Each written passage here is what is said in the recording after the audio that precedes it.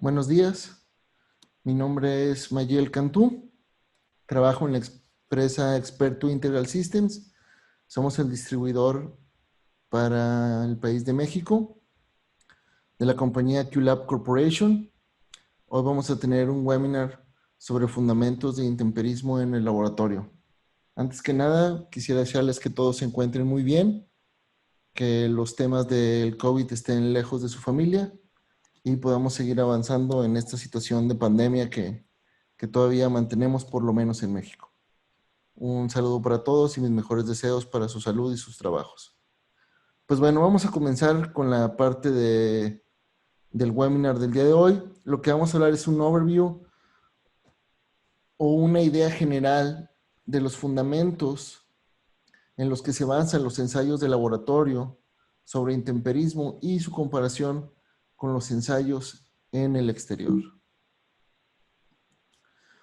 Para dar un poco referencia de quiénes somos, QLab es una compañía fundada en 1956, manufactura equipos para ensayos de intemperismo, tiene su sede en la ciudad de Cleveland, Ohio, oficinas en Inglaterra, en China y en Alemania. Nosotros como parte de Experto estamos en la ciudad de Monterrey y la ciudad de Querétaro, en México. Mi compañero Víctor Vega en la ciudad de Querétaro estará contestando las preguntas que ustedes le hagan a través del chat. Los sitios de intemperismo que tiene QLab al exterior se encuentran en Miami, Florida, en Phoenix, Arizona y en Cleveland, Ohio. Cada uno de ellos representa condiciones de humedad, temperatura, niveles de irradiación, cambios de clima diferente. Y eso nos ayuda a tener resultados de prueba que podamos después comparar con los ensayos en el laboratorio. ¿Qué es de lo que lo haremos el día de hoy? Vamos a hablar de los básicos de intemperismo, cuáles son los factores que afectan a nuestros materiales en el exterior y en las pruebas de laboratorio. ¿Cuál es el sentido de realizar un ensayo de intemperismo en el laboratorio? ¿Por qué probar? Esa es una de las cuestiones principales. Vamos a hablar de las pruebas de intemperismo, tanto con equipos de arco de xenón, que quiere decir que son equipos que están simulando la luz solar en su espectro completo, equipos con luz ultravioleta fluorescente, en la que nos basamos únicamente en la región ultravioleta de la luz. Vamos a ver qué regiones estamos trabajando y cuál nos conviene más para nuestro producto y qué tenemos que tomar en cuenta para hacer un buen diseño de nuestro programa de pruebas. ¿En qué nos tenemos que fijar para lograr buenos resultados al momento de hacer un ensayo? ¿Qué es el intemperismo? Es la pregunta del $1,000,000. Si uno entra al señor Google en estos días y coloca intemperismo, nos hace referencia prácticamente a un concepto que es conocido como meteorización y es el efecto de las condiciones meteorológicas sobre los materiales. En este caso, si lo googleamos, nos hace referencia mucho a la degradación de las rocas por efecto del intemperie. Técnicamente, el intemperismo es la pérdida, cambio o alteración de las propiedades de los materiales por efecto de la energía radiante del sol, la lluvia, la humedad o la condensación. Y es como estos van a afectar a nuestros materiales para cambiar sus propiedades, ya sean físico-mecánicas o propiedades estéticas y o cosméticas. ¿Cuáles son las fuerzas del intemperie? Vamos a conocer a quiénes son nuestros enemigos. Vamos a hablar de los tres más importantes. Estamos hablando de la luz del sol, del calor y del agua. Cada uno se presenta en diferentes formas y vamos a ver cómo atacan a nuestros materiales. Hay otros agentes de intemperie que pueden ser la contaminación, lluvia ácida, agentes microbianos, algunas bacterias que pueden causar deterioro sobre nuestros materiales y estos son, digamos, vistos puntuales en otras presentaciones. Hoy vamos a hablar de la generalidad de la luz solar, el calor y el agua. La luz del sol, pues bueno, estamos aquí en la Tierra, nosotros estamos protegidos por una capa de atmósfera, entre ellas está la capa de ozono, que nos protege de recibir la irradiación directa del sol. Esta capa hace que de la luz que recibimos filtra una porción y recibimos luz ultravioleta, luz infrarroja, visible, infrarroja y demás. Las características de la luz del sol que nosotros tenemos que considerar es que es una radiación electromagnética que contiene energía y que va a dañar la estructura de nuestro material a través de esa depositación de energía sobre nuestro material, buscando el romper algunos enlaces estructurales de nuestro componente. Generalmente se describe en términos de irradiación y longitud de onda. Dentro del espectro electromagnético que recibimos del Sol, tenemos la UVC, que es filtrada por nuestra atmósfera, UVB, alrededor de los 300 nanómetros, UVA, que llega hasta los 400 nanómetros, una región visible, que se encuentra de los 400 a los 720, y arriba de eso tenemos líneas infrarrojas. ¿Por qué estos tres segmentos son tan importantes para nosotros? La luz UV está cargada de energía. No la podemos ver con nuestros ojos, pero es la que tiene la mayor cantidad de energía. Longitudes de onda más corta, estamos hablando de entre los 300 y los 400 nanómetros, tienen más energía que longitudes de onda largas, como los 400 hasta los 800, 900 o 1000. Aunque solo el 7% de la energía que recibimos del Sol es ultravioleta, es prácticamente la causante de crear la mayor degradación en los materiales que nosotros estamos fabricando o que estamos utilizando.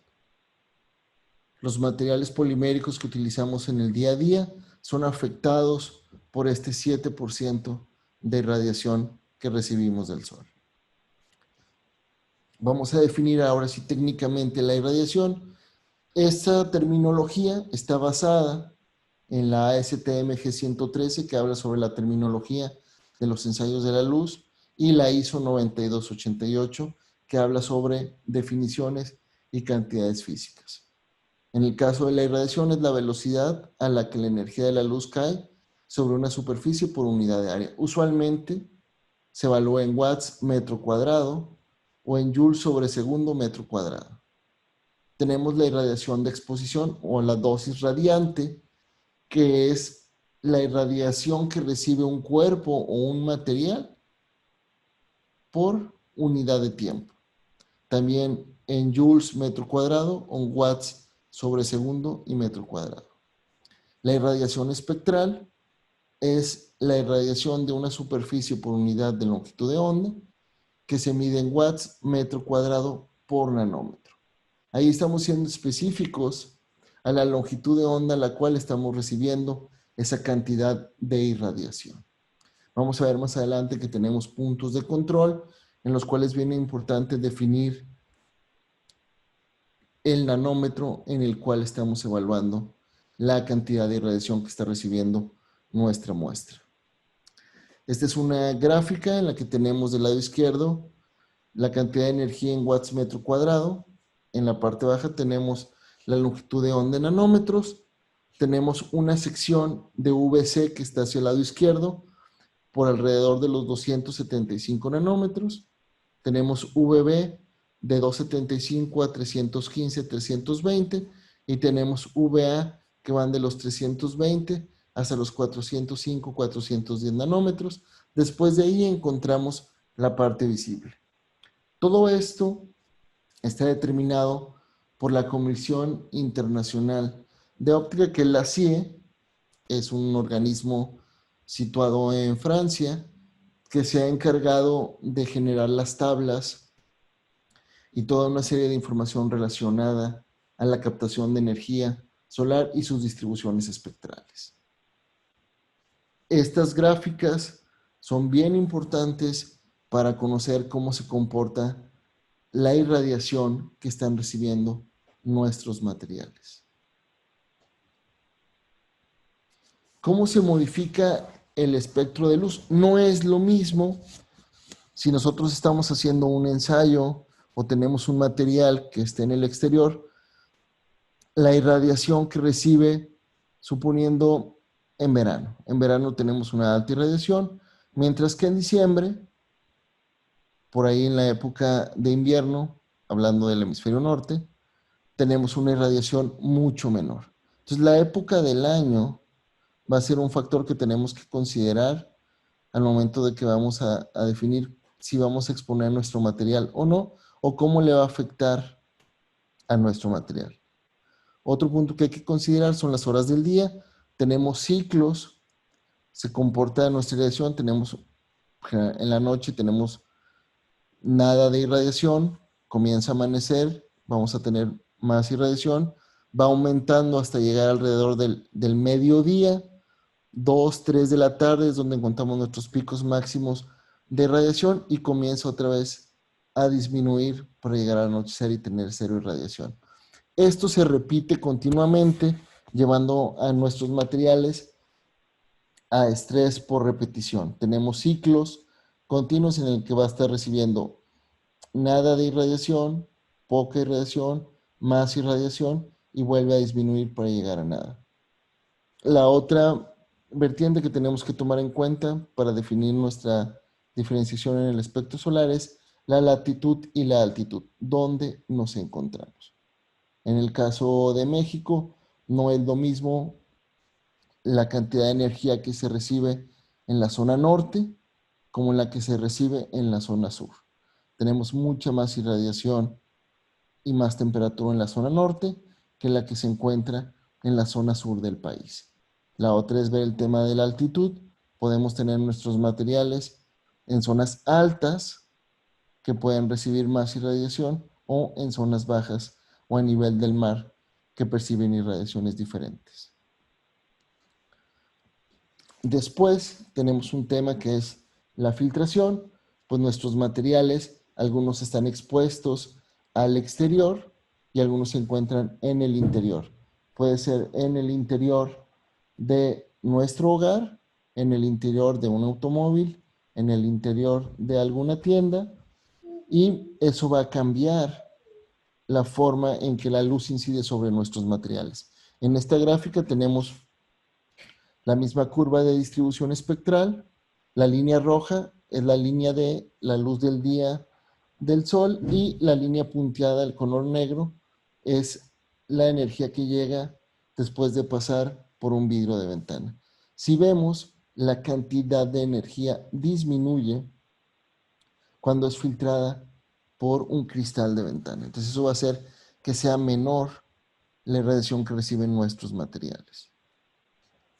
Dependiendo de los cristales que estemos utilizando, por ejemplo, el vidrio de un automóvil, pueden de tener diferentes espesores y pueden de tener diferentes tintes o un color adicional. Y eso va a hacer que la curva de distribución espectral o la cantidad de energía que esté pasando a través de ese cristal sea diferente. Por ejemplo, si aquí vemos la línea negra, es la irradiación que llega directamente del sol. De entrada, si vemos la línea que es de color verde, vemos que hay una diferencia considerable alrededor de los 300 y 360 nanómetros que nuestra muestra ya no está recibiendo. Esa área de energía que no está llegando a nuestro material es filtrada por este cristal. Si vemos, por ejemplo, la línea de color azul, la línea D, vemos que la cantidad es mucho menor que la línea negra, la cantidad de energía que está pasando es menos, y esto se debe a un mayor espesor y a un color, el cual está absorbiendo la energía y no la está dejando pasar. Entonces tenemos que tener en cuenta dónde va a estar expuesto nuestro material.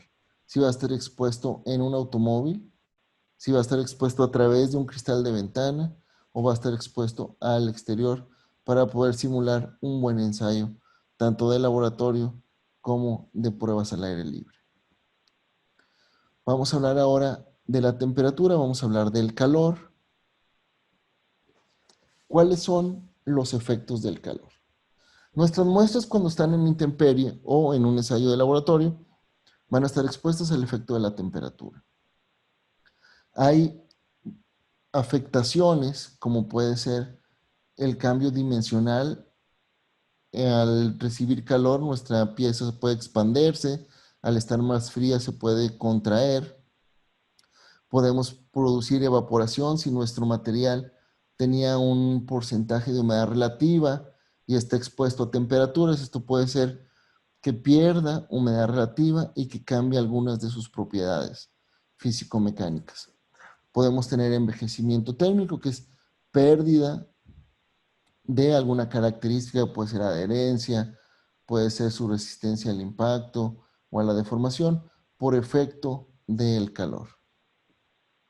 Aquí tenemos un ejemplo de un polietileno que está siendo expuesto a la luz ultravioleta durante cierto número de horas, 100, 200 y 300 horas, a diferentes temperaturas y vemos cómo cambia su liberación de oxígeno. Si ven a 10 grados contra 30 grados y 50 grados, nuestra curva no se comporta de manera lineal. La teoría de que los ensayos al aumentarlos por 10 grados de temperatura duplican su velocidad de reacción no siempre aplica para los ensayos de intemperismo. Sí podemos acelerar la velocidad de reacción al aumentar la temperatura, pero no se comporta de manera lineal. Tenemos que tener cuidado de no sobreexponer nuestro material a temperaturas que no van a ser a las que se encuentra en su medio ambiente de operación. Podemos tener ciclos térmicos, un ejemplo, por ejemplo en Florida, podemos tener temperatura de contacto, hablamos de un automóvil o de una banca de metal que está en la intemperie, que puede estar a 75 grados y recibe una lluvia pertinente y en 2 minutos puede bajar hasta 25 grados. Esto lo que hace es causar un estrés en nuestro material por diferencia de temperatura. Hay un ejemplo que me gusta utilizar aquí también es, a veces nosotros vamos a un restaurante, nuestro coche se queda en el estacionamiento, un estacionamiento al aire libre, le da el sol, mediodía de verano, hora de comida, nuestro coche, temperatura de contacto puede estar medido en Monterrey, nosotros hemos encontrado temperaturas hasta de 82 grados, temperatura de contacto sobre el cofre de nuestro automóvil. Salimos del restaurante, nos dieron una bebida en un vaso desechable, viene fría y la colocamos sobre el capacete de nuestro auto para abrir la puerta. Esa superficie va a sufrir un choque térmico al tener un material que está a 10, 15 grados sobre una superficie que tiene 75, 80 o 85 grados. Entonces, esto va a afectar el comportamiento de nuestro material y sus propiedades. Tenemos una afectación por efecto del color. Aquí tenemos dos gráficas. La gráfica del lado izquierdo es una exposición de paneles pintados que en la parte de atrás no tiene nada, es simplemente el panel pintado y tenemos diferentes colores, por ejemplo, negro, azul, verde, rojo, naranja, amarillo y blanco, y vemos cómo puede haber hasta 15 grados de diferencia de temperatura entre un color negro y un color blanco. Esto se debe a la capacidad de los colores de absorber la luz y o reflejarla. El color negro absorbe toda la irradiación, aumentando su temperatura, mientras que el color blanco refleja la mayor cantidad de irradiación y no incrementa tanto su temperatura. Aquí tenemos 15 grados de diferencia. Vámonos a un material en la gráfica del lado derecho en el cual encontramos que si nosotros ponemos en la parte de atrás de este panel pintado una superficie de madera en la cual fijamos estas laminitas pintadas, podemos encontrar entre el negro y el blanco hasta alrededor de 23 grados de temperatura. Entonces imagínense que nuestro material está sobre una superficie que tiene un espesor de 3, 4, 5, 8 milímetros, va a hacer que absorba una mayor cantidad de energía y vamos a tener una diferencia de temperatura que va a afectar directamente el estrés, el daño, la degradación sobre nuestro material. Entonces, el espesor de los materiales, el color de los materiales va a tener una afectación sobre su relación con la irradiación que recibe del sol. Calor detrás del cristal. Todos nos hemos subido a nuestro coche, abrimos la puerta y sale un calor terrible cuando es mediodía, 2, 3 de la tarde. La temperatura dentro de nuestro automóvil puede superar hasta los 100 grados. Entonces imagínense que cuando nosotros desarrollamos un ensayo, no, pues nuestro material va a ser para un coche, el coche generalmente pues va a estar temperatura ambiente en una ciudad muy cálida, vamos a hablar de que es 45 grados, 47 grados, pues yo le voy a poner 60 grados. Y con eso yo espero estar pues 15 grados arriba de la condición natural y voy a evaluar mi material. Pero resulta que si yo veo un coche, el cristal actúa como efecto de lupa, tengo los cristales cerrados, se concentra el calor y eso va a hacer que la temperatura de nuestro material aumente. Entonces, tenemos que considerar las condiciones de operación de nuestros componentes para diseñar nuestro ensayo de laboratorio. Vamos a hablar un poquito del agua. El agua viene en 3 versiones. La tenemos en forma de lluvia, la tenemos en forma de condensación y la tenemos en forma de humedad relativa. ¿En qué nos afecta el agua? El agua nos afecta en el momento en que al tener una solución acuosa sobre nuestro material, favorece las reacciones que son en solución. Facilita la reacción del oxígeno porque se puede comunicar mucho más fácil a través del agua.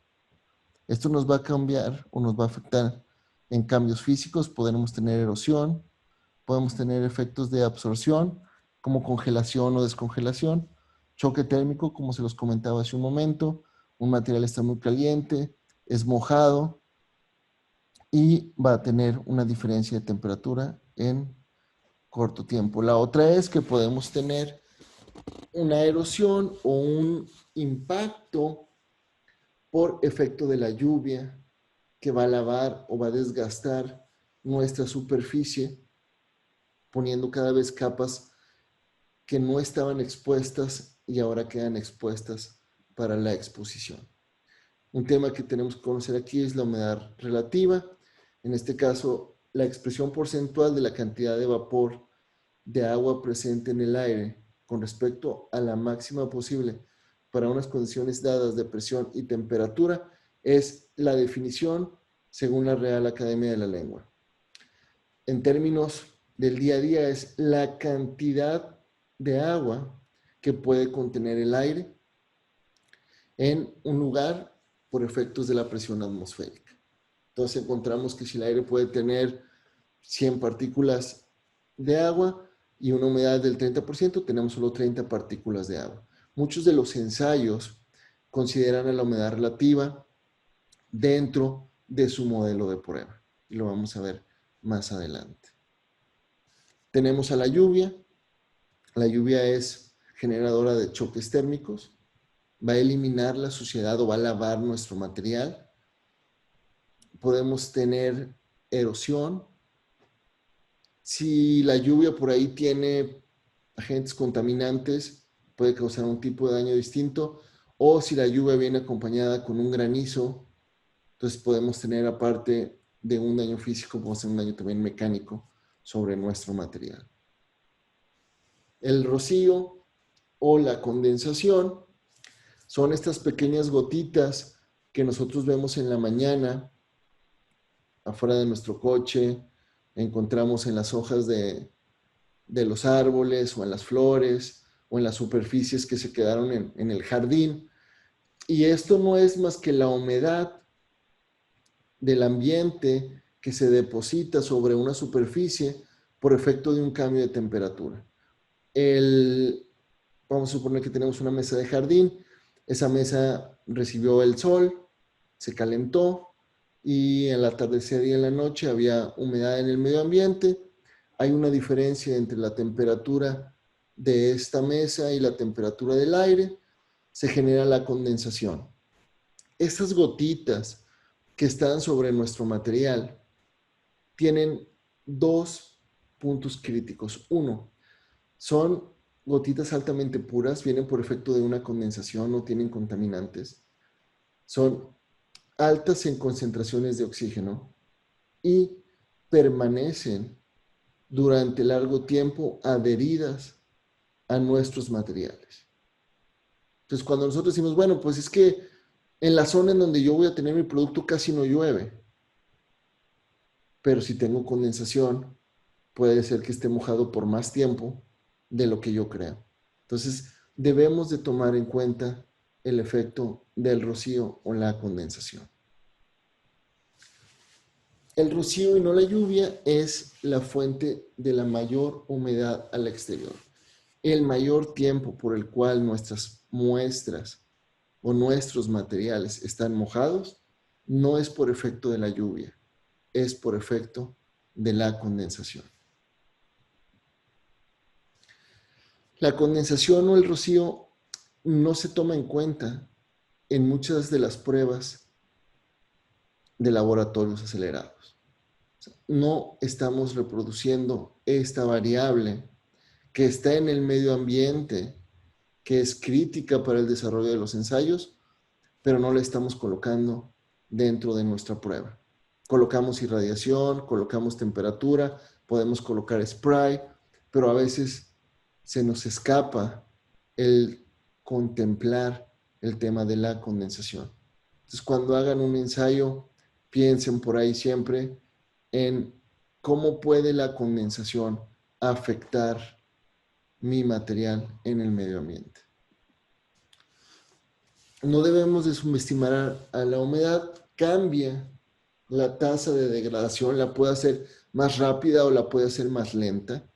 No es siempre que acelere la degradación, a veces la puede retrasar. Modifica el modo de la degradación.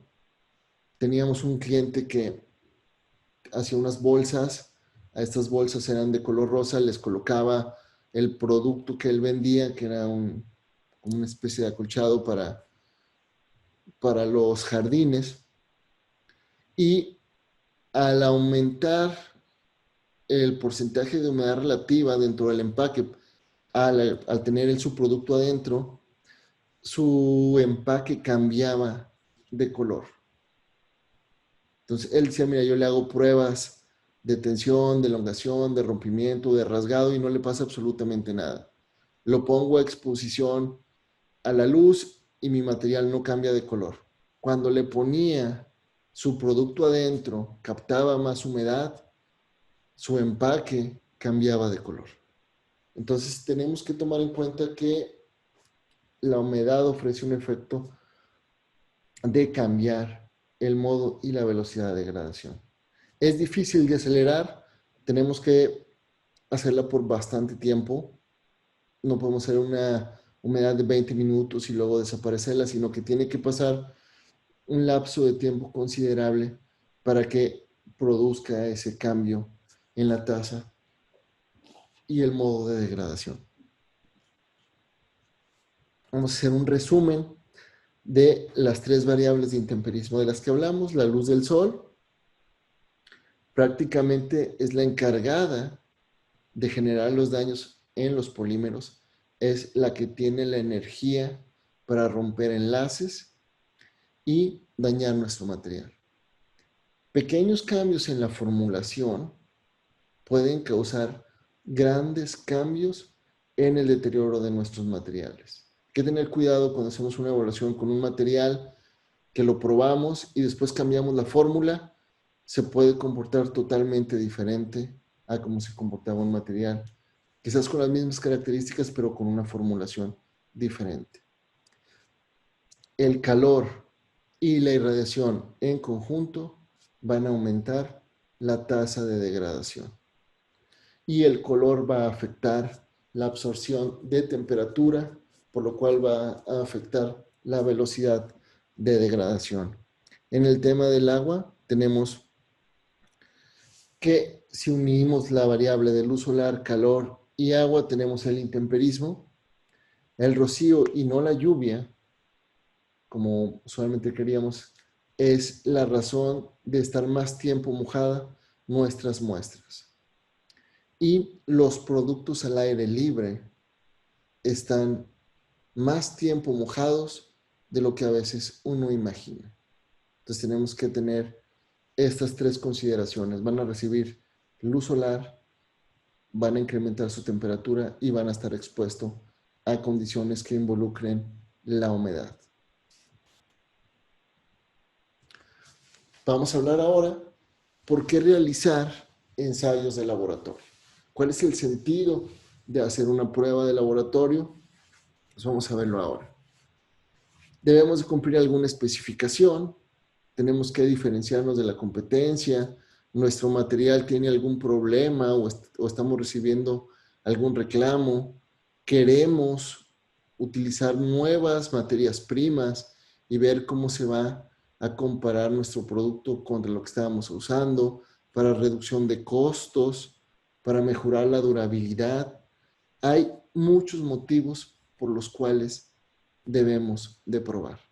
De seguro ustedes encontrarán en algunos de estos que están aquí mencionados, pero puede haber muchos más. Tengo un cliente que él hace desarrollo por interés profesional. Él dice, oye, yo quiero mejorar mi producto simplemente porque yo quiero tener el mejor producto, ¿no? Perfecto, muy válido. Y él hace bastantes estudios simplemente para estar manteniendo su producto como uno de los mejores dentro de lo que él hace. ¿Para qué nos sirven las pruebas de laboratorio? Yo puedo poner mi material, lo pongo afuera, me espero un par de años y veo qué le pasó. El problema es que si yo hago eso, pues estoy 2 años atrasado de lo que está haciendo mi competencia o me voy a tardar 2 años en tomar decisiones para cambiar o no alguna característica de mi material. Las pruebas de laboratorio nos ayudan a tomar mejores decisiones o decisiones más rápidas. Puedo cambiar un color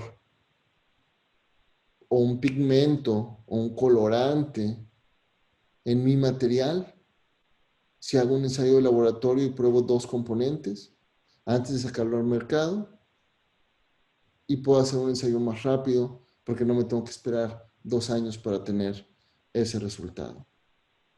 Nos ayuda a reducir el riesgo para tomar malas decisiones. Podemos evaluar en condiciones controladas, variables definidas, diferentes formulaciones, diferentes espesores, diferentes colores, para ver cuál se va a comportar mejor en el medio ambiente. Y nos reduce el riesgo de tomar decisiones más lentas. O sea, vamos a acelerar el proceso en nuestra toma de decisiones, aumentando el nivel de certeza de estas decisiones. Tenemos diferentes tipos de pruebas. Dentro de los ensayos de laboratorio, tenemos un tipo de prueba que es control de calidad. Básicamente, yo tengo un producto y quiero ver si es apto o no para cierta característica. Es un resultado de pasa o no pasa. Generalmente las pruebas son por un tiempo definido y son cortas. Y mi resultado se compara con una especificación. Es decir, yo estoy probando un colorante en una solución y si sabes qué, mira, este colorante tiene en su ficha técnica que resiste 24 horas a exposición de UV con ciertas características y no va a tener un cambio mayor a un delta en cambio de color. Perfecto. Preparo mis soluciones, lo coloco en un ensayo de 24 horas. ¿Pasó o no pasó el cambio de un delta en color? Simple, está basada en una especificación de material y yo puedo hacer control de calidad. Cada vez que yo reciba un lote, hago esa evaluación, no va a tardar más que 24 horas y tengo mi resultado. Vamos a validar o a calificar un material. En este caso, también es un pasa o no pasa. La diferencia es que el ensayo puede ser de medio tiempo o de largo tiempo. Vamos a validar si un material nos va a dar lo que él está diciendo. Vamos a hablar de este mismo colorante. Ya pasó el control de calidad. No tuvo la pérdida de un delta en 24 horas. Bueno, ahora sí, lo voy a integrar a mi proceso. Entonces, para integrarlo a mi proceso, tengo que hacer un ensayo más largo porque el producto que yo estoy fabricando tiene una durabilidad de 12 meses. Entonces, a lo mejor hago una prueba de 1 mes, 2 meses o 3 meses de manera acelerada que puedan simular un poco la vida de 12 meses de ese material. Entonces lo puedo comparar contra un material de referencia que puede ser un estándar ya definido o otro material que yo estaba usando antes y con el cual quiero comparar. Podemos tener una correlación. Aquí los datos son ordenados por rango. ¿Qué tanto se parecen los datos a lo que estamos buscando? Generalmente aquí las pruebas son de un tiempo abierto, o sea, no hay un tiempo en el cual ya no lo va a parar a 20 días, sino que puede ser a 1 mes, 2 meses, 3 meses, 4 meses, o a 12 años o a 12 meses con intervalos de 3 meses para ir sacando nuestros materiales y compararlos. Esta es en una exposición natural y de preferencia en un sitio de referencia. Ustedes pueden hacerlo en sus sitios donde están fabricando si pueden evaluar las condiciones del medio ambiente. Si ustedes evalúan la cantidad de irradiación que recibe su material, la cantidad de humedad relativa a la que estuvo expuesto y la condensación, ustedes pueden comenzar a tener más datos de lo que le está pasando a su material. Una diferencia entre evaluar en un sitio de referencia y evaluar en su punto de fabricación o en su oficina de ventas es que puede ser que en su oficina o en su fábrica las condiciones no sean extremas y los resultados que se tengan sean un poco más conservadores. Sin embargo, yo los invito a que lo hagan. Es información relativamente gratuita. Ustedes pueden colocar sus muestras al exterior, buscar si en su estado, en su país o en su localidad hay condiciones meteorológicas. Generalmente los centros del clima de cada país o de cada ciudad o de cada estado tienen esta información abierta al público. Entonces ustedes pueden obtener esa información, hacer su base de datos y ver cómo se comporta su material en el sitio en donde lo están exponiendo. Quizás no es el peor escenario, puede ser que sí, pero ya les va a ayudar a tener información con la que pueden comparar contra lo que tienen en el resultado de su laboratorio. Y este ensayo es prácticamente gratuito. Ustedes ponen sus muestras y las están evaluando. Si quieren comparar, pueden mandar un lote a un sitio de referencia. Realmente los ensayos de un año cuestan alrededor de $150, no son muy caros, dependiendo de lo que quieran hacer.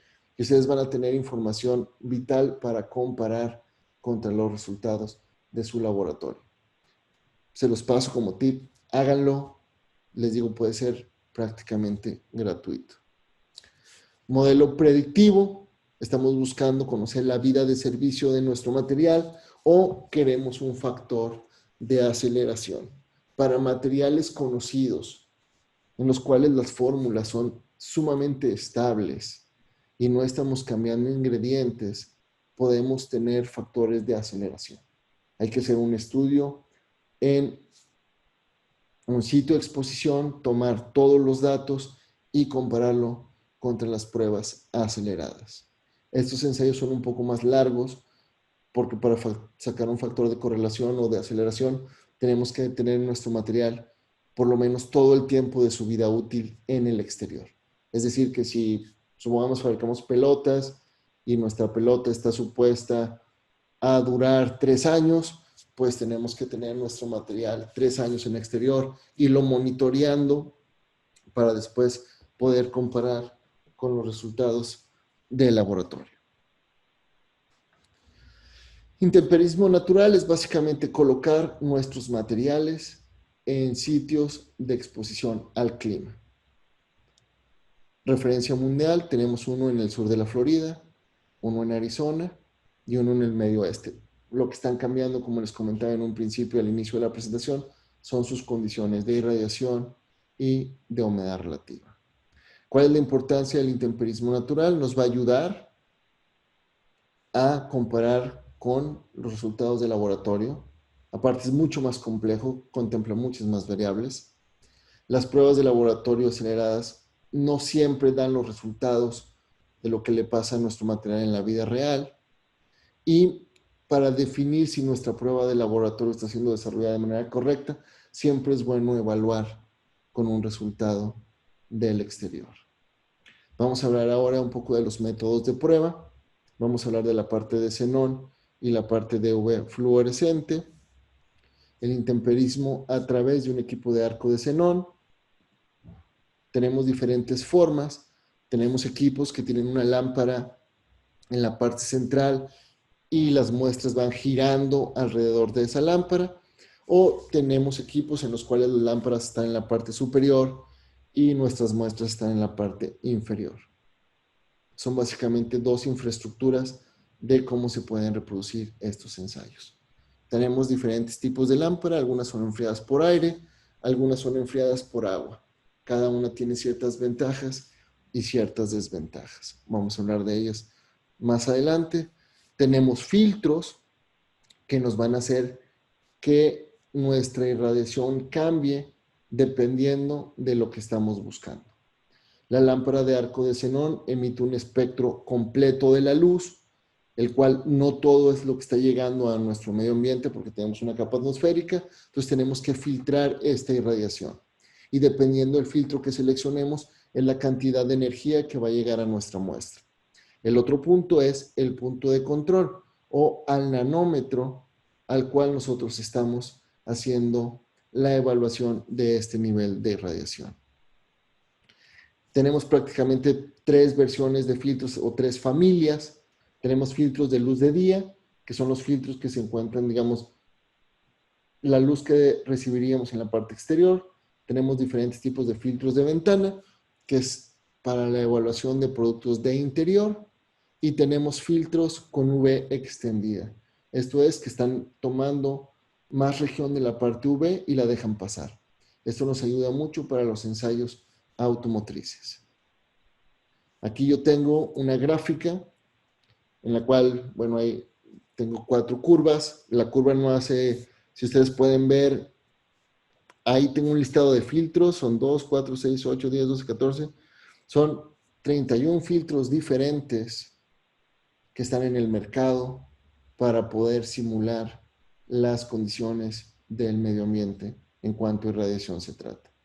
Entonces, tenemos que definir muy bien cuál filtro vamos a utilizar, porque, como vemos en la gráfica, si vemos la línea morada y la comparamos con la línea punteada amarilla, vemos que la cantidad de energía que recibe nuestra muestra es diferente. Además, en el inicio o en la parte más corta de la longitud de onda de los 300 a los 320, 330, si las curvas reciben más o menos energía, eso cambia radicalmente el modo de degradación. Entonces es importante definir el filtro que vamos a utilizar y para qué va a ser expuesto nuestro material.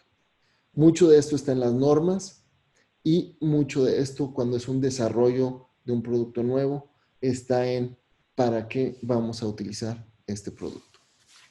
Hay un envejecimiento de los filtros. En el caso de los equipos enfriados por agua.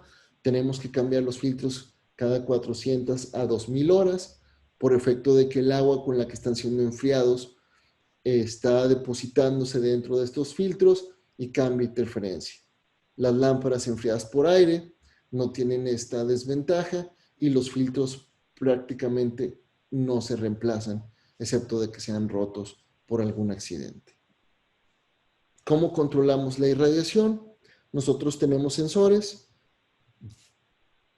que nos están retroalimentando al sistema para que las lámparas ajusten su cantidad de energía que están pasando. Y eso se denomina como punto de control.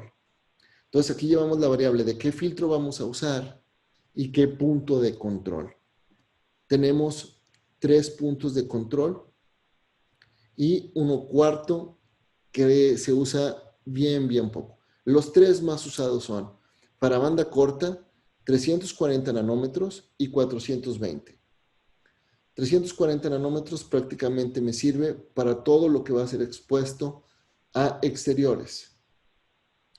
420, todo lo que va a ser expuesto a interiores y materiales como cosméticos, farmacéuticos o papel, que son más sensibles a la irradiación.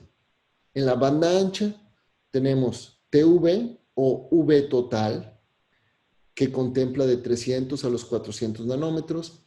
Esto es sumamente utilizado para materiales que son de alta resistencia o muchos materiales que van para la industria automotriz y aeronáutica. Y tenemos uno global que es de 300 a 800 nanómetros. Eso se utiliza en algunos puntos para celdas solares y o para materiales que van a ser usados para el espacio. ¿Cuál es la importancia del punto de control? Como ya lo vimos, va a hacer un cambio en la degradación dependiendo de nuestro material. También va a tener un efecto sobre nuestro equipo. Puntos de irradiación más altos van a envejecer más rápido nuestra vida de la lámpara y tenemos que tener muy en cuenta hacia dónde va a ser usado nuestro producto para determinar qué punto de control vamos a utilizar. Si es para interiores, si es para exteriores o si es un producto de alta durabilidad.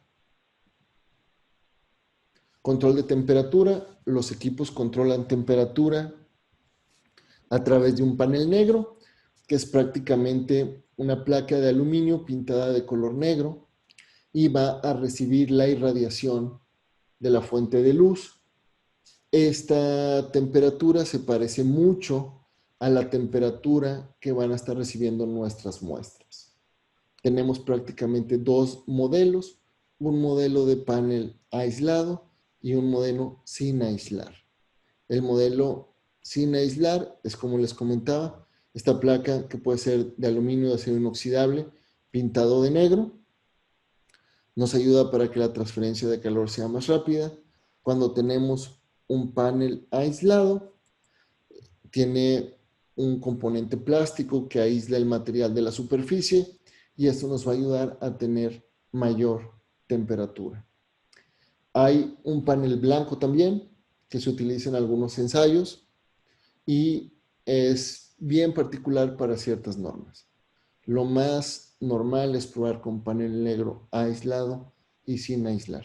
Y esto está bien identificado en las normas, ya sea ASTM, ISOs, ASCJ, definen claramente cómo vamos a evaluar la temperatura.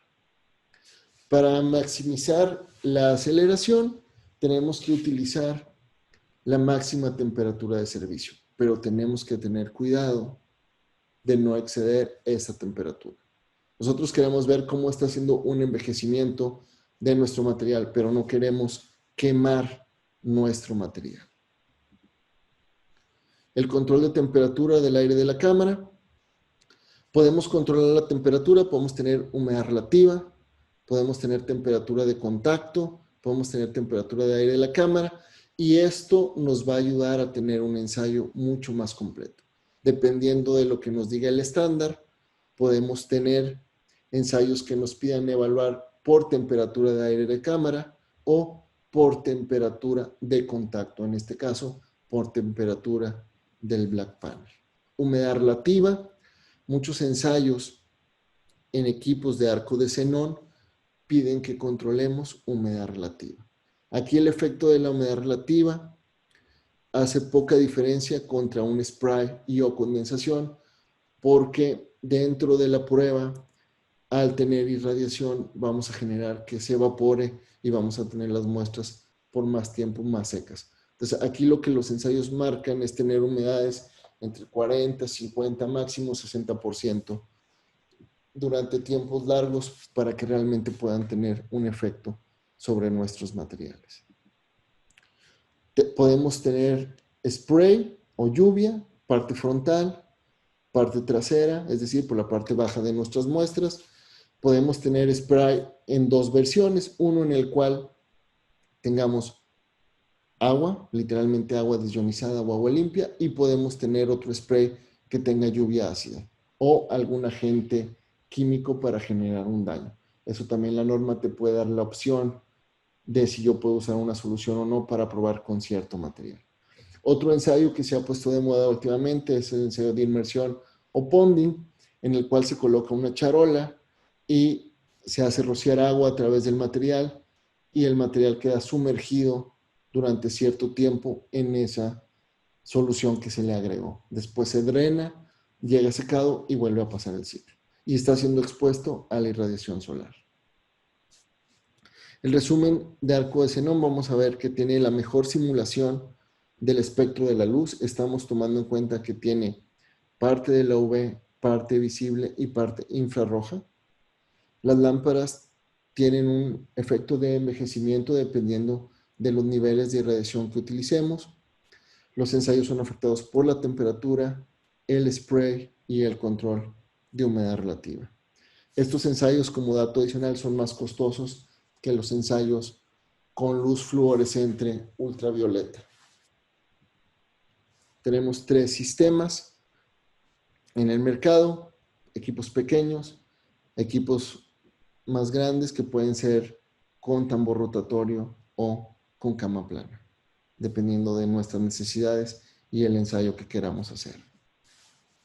Vamos a hablar ahora del intemperismo de laboratorio con luz fluorescente. Aquí lo que encontramos es una cámara que tiene lámparas fluorescentes. Tenemos una base, que es una charola que va a contener el agua, en la cual podemos generar vapor para tener condensación. Podemos tener spray, y lo vamos a ir viendo más adelante. Tenemos lámparas fluorescentes, son lámparas mucho más económicas. La tenemos en 4 versiones. Si se fijan, hemos hablado de 340 como la luz de exterior. En este caso tenemos UV en la región A 340 nanómetros. Esto es para ensayos de exterior. UVA 351 es como si utilizáramos una lámpara fluorescente filtrada a través de un cristal de ventana. Es para hacer ensayos de interiores, prácticamente papeles. VB 313 EL o FS40 es una lámpara de UV que está comenzando en una zona de irradiación mucho más baja que la 340. Si vemos esta gráfica, estamos hablando de que nuestra curva comienza alrededor de los 300 y sube a los 320. Si la comparamos contra una VB313, estamos trabajando desde los 280 nanómetros. Esos 20 nanómetros de diferencia van a causar un efecto mucho más agresivo sobre nuestro material. Hay otro tipo de lámparas que son las lámparas, esta es la gráfica de las 351, y tenemos otro tipo de lámparas que son las lámparas CW o luz blanca fría. Este tipo de lámpara se utiliza más que todo para ver cuestiones de impresión. Si ustedes están probando tintas o están probando alguna impresión sobre un sustrato como metal, como papel, podrían utilizar la lámpara CW. Tenemos control de irradiación, tenemos sensores. que van a retroalimentar al equipo para mantener los niveles de irradiación consistente. Es decir, que la cantidad de energía que tiene que recibir nuestra muestra sea realmente la que nosotros le estamos solicitando. ¿Cuáles son las ventajas de las lámparas fluorescentes? Los resultados son un poco más rápidos que contra los resultados de arco de xenón. El control de radiación realmente es muy simplificado. Aquí básicamente cambiamos la lámpara y colocamos el punto de control. Aquí no hay sensores, no hay más nada. La lámpara es la que me actúa para controlar la irradiación.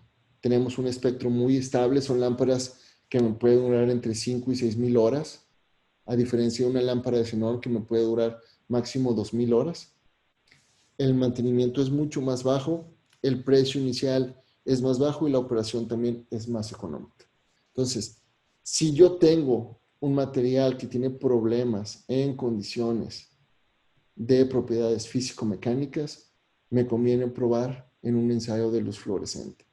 Si yo tengo problemas con un material para evaluar condiciones cosméticas y o cambio de color, me conviene probar en un equipo de arco de xenón por la irradiación en la que están trabajando sus fuentes de iluminación. Aquí hay un punto interesante.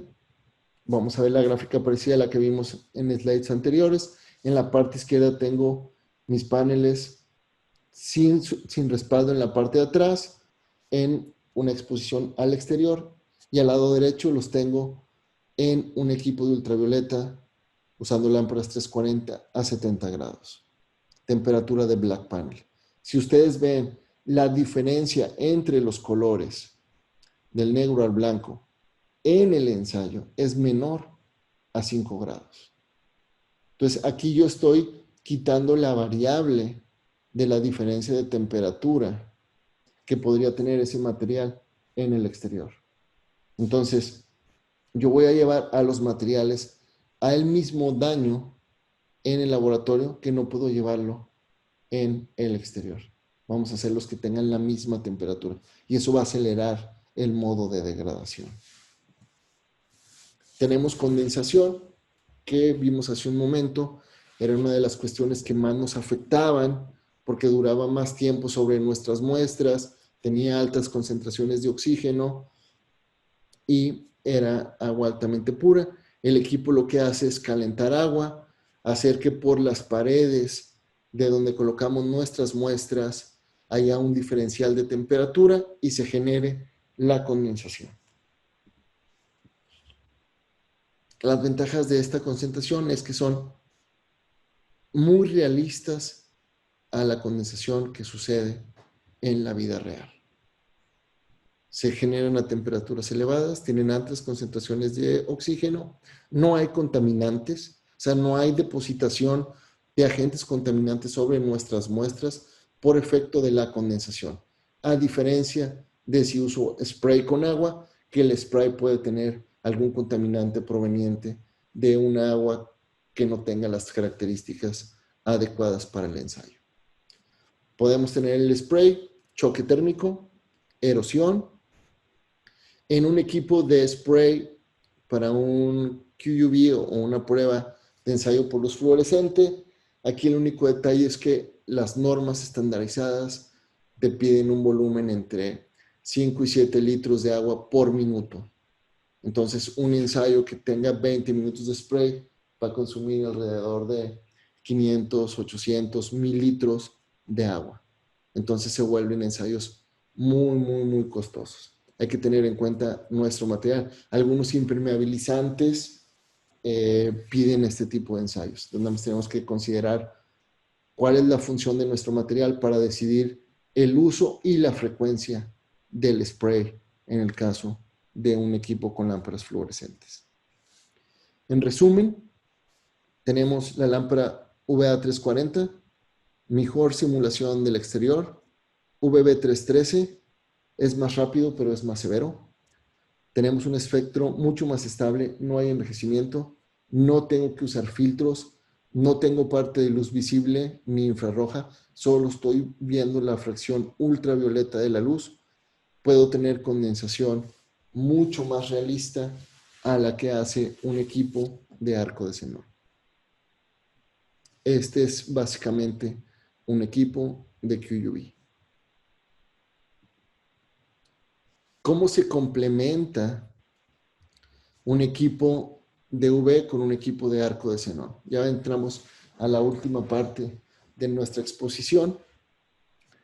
Cada equipo tiene sus ventajas y sus desventajas de acuerdo a lo que hemos hablado anteriormente. Es qué tipo de iluminante usa, qué tanto del espectro de luz visible está contemplando. Entonces podemos ver, por ejemplo, en la luz ultravioleta, podemos cambiar de lámpara y con eso cambiamos el tipo de energía que estamos recibiendo. Tenemos un espectro más estable, no tenemos control de humedad relativa, pero tenemos una muy buena condensación. Es barato y simple de utilizar. Un equipo de arco de xenón. Tenemos espectro completo, estamos contemplando región ultravioleta, visible e infrarroja. Podemos seleccionar este espectro a partir de todos los filtros que vimos en una de nuestras diapositivas. Podemos cambiar el espectro al manejar 340 nanómetros, 420 o TUV. Tenemos un muy buen control de humedad relativa. Tenemos un buen spray, pero no tenemos condensación. Es un sistema más complejo y un sistema más costoso. Entonces tenemos que poner atención en hacia dónde está la falla de nuestro producto, hacia dónde está la exposición de nuestro producto, para saber cuál de los dos es el mejor ensayo. Por último, vamos a hablar de los elementos de un programa efectivo de pruebas. Es una diapositiva que ya vimos. O sea, tenemos que considerar qué es lo que queremos hacer. Control de calidad, validar un producto, correlación con la vida real. Queremos definir un factor de aceleración para ser predictivos en base a nuestros problemas, a nuestras fallas con nuestro producto o a lo que queremos evitar. Debemos definir nuestro modelo de prueba. En resumen, tenemos que identificar el tipo de prueba que queremos hacer. Tenemos que tener datos de la vida real de nuestro producto para poder comparar. Usualmente yo le pregunto a nuestros clientes, ¿cuál es tu falla? ¿Tienes algún reclamo de un cliente? ¿Tienes algún producto que te haya quedado mal o que te hayan regresado? Esos productos son bien valiosos para poder tratar de reproducir el modelo de falla en la prueba de laboratorio. Identificar los entornos de servicio. ¿Es para interior o es para exterior? Va a estar en condiciones húmedas, en condiciones secas, en condiciones de alta temperatura, en condiciones de alta humedad. Eso es importante al momento de crear nuestro modelo de pruebas. Vamos a buscar el mejor modelo de falla. Vamos a tener mínimo 3 muestras. Tengo clientes que me mandan una muestra y me dicen, haz el ensayo, híjole, y si sale mal, si sale bien, esa es realmente la muestra estándar de todo tu lote. De preferencia usen varias muestras. Hay que realizar evaluaciones. Aquí un punto crítico es los clientes a veces dicen, quiero una prueba de 1000 horas. ¿Y cuándo vas a evaluar? Pues a las 1000 horas. Pero si la prueba falló a las 200 o a las 500 o a las 700 o a las 950, es bien diferente. Entonces, si es posible, traten de evaluar en intervalos durante su ensayo. Por lo menos dividan su ensayo en 5 para que puedan tener diferentes evaluaciones y obtengan la película completa de lo que le pasó a su material. Si podemos basarnos en una norma, nos ayuda bastante. Si tenemos una buena selección del espectro de luz y si tenemos una definición de qué tipo de agua vamos a utilizar, es decir, si la vamos a usar como spray, como condensación o como humedad relativa. Todo eso nos va a ayudar a definir un mejor ensayo. Si tienen algunas preguntas, bueno, Víctor ha estado contestando algunas por lo que he visto en el chat. Estamos a sus órdenes. Vamos a tener toda esta información disponible en nuestra página web, tanto en la página de QLab como en la página de Experto. Ustedes pueden descargar este video, pueden descargar la presentación. Cualquier duda, por favor, con toda confianza. La idea era que tuvieran una idea general de lo que sucede con nuestros materiales en la vida real y cómo podemos utilizar dos equipos de laboratorio para simular esas condiciones y hacer una prueba que nos dé resultados comparables o mejores en cuanto a relación tiempo, costo, beneficio de lo que podríamos tener en la vida real. Les agradezco mucho su atención, les agradezco mucho esta hora. Les reitero, espero que se encuentren muy bien y quedamos a sus órdenes.